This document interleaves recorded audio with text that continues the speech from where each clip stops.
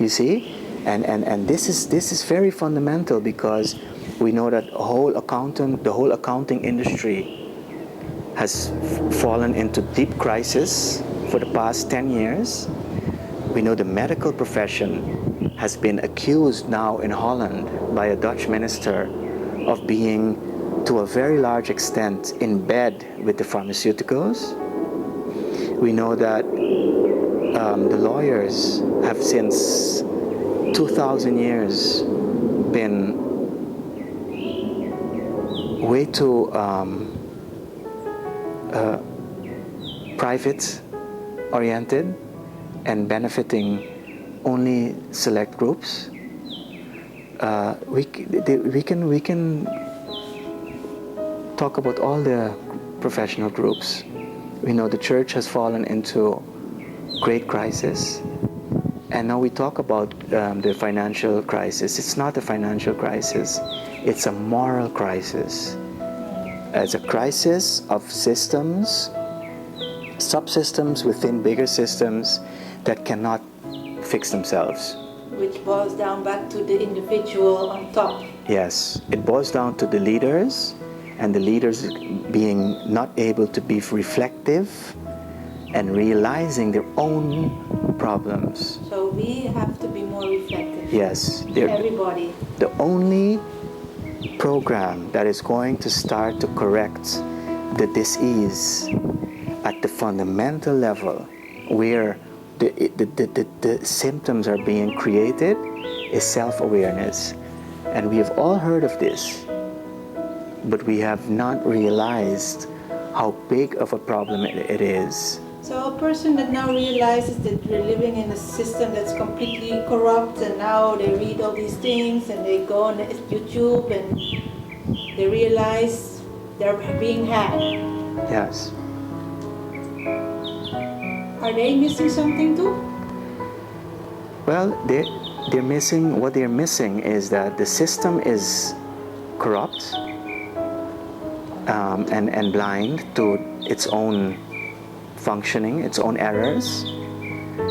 But the person that is seeing that is also suffering from this same disease. You see, and that's the difference with the classical conspiracy theorist. We would say that would be seeing correctly so that the system is itself sick, but they have to also realize that they are also part of that one-eyed system, and that they are also not seeing their own darker areas. You see, and that's where you get that most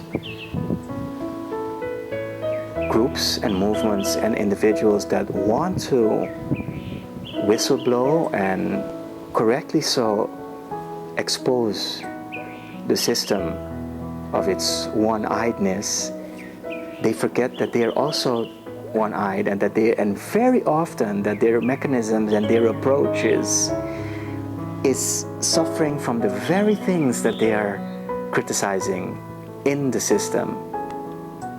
So that's the big problem, and that is that it has to start with yourself, and it has to start with you making that change in your own life, and you practicing self-awareness.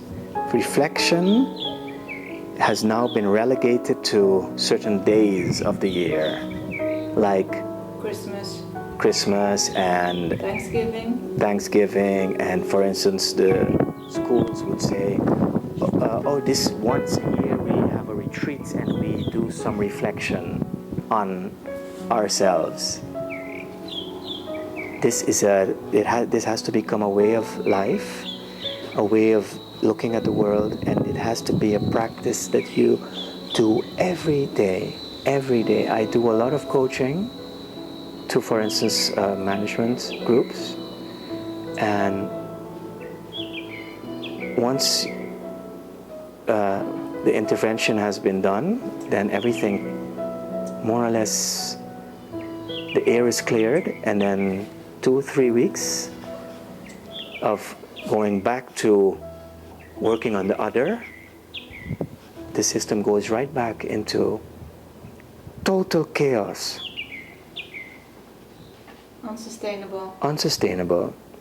Seeing our own errors in the other, subsequently wanting to fix the other, and then getting back right into this corrupt system where we hold others accountable for for areas that we violate in our own lives.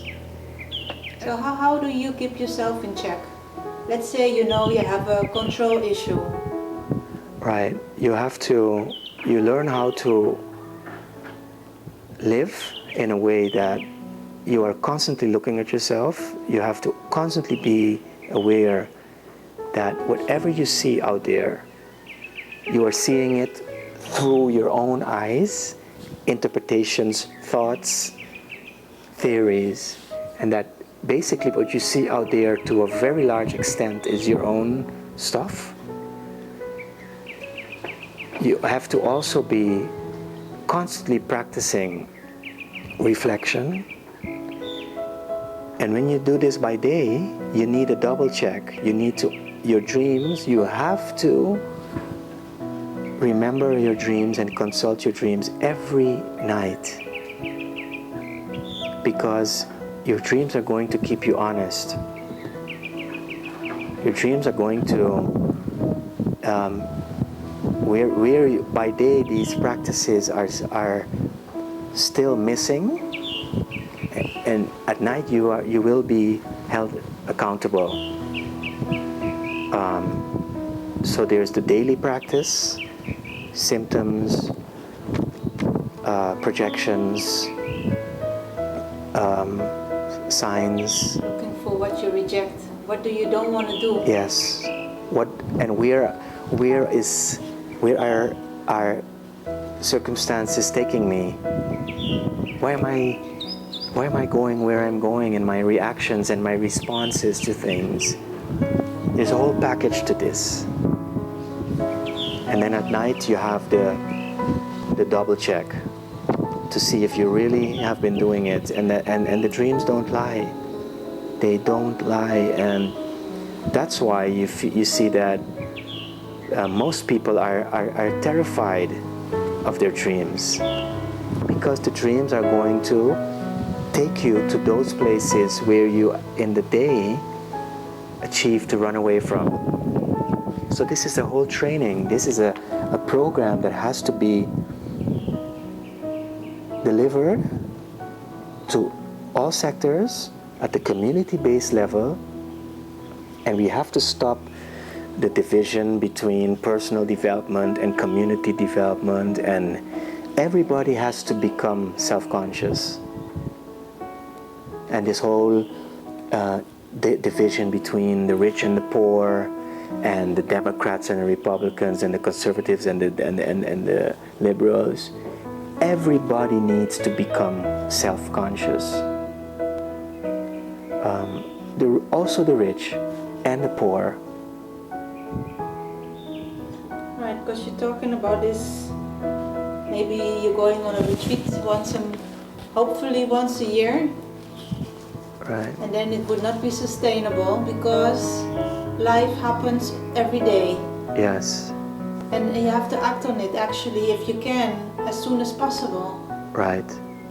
And that's the problem. That's the problem. And if we don't go deep enough, really practice self-awareness and self-reflection.